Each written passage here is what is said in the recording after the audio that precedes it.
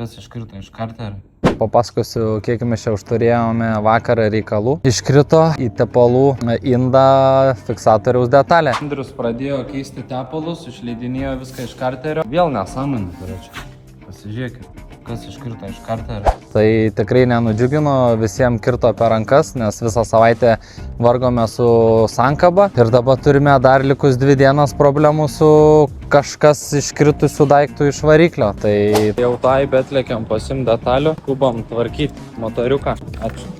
skambinome į FCP Engineering mūsų partnerius. Reikia, nereikia, susiėmėme krūvą detalių tuniginių.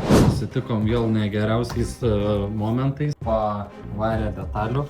Viskas nauja, dėžutėse, pakuotėse. Iški cukrus nukrita atskiruose. Vis tiek optimistiškai ruošia mašiną Rygos treniruotei ir vežam į Telšius už valandas. Priėmė Tomas nakčiai realiai tvarkyti variklį. Mūsų gintariukas iš Gintauto savininkas skolina pastoviai priekabėlę, visada pagelbėja. Bet kada naktį, ryte, kada tik reikia, be atlygio šaunuolis. Dėkui jam.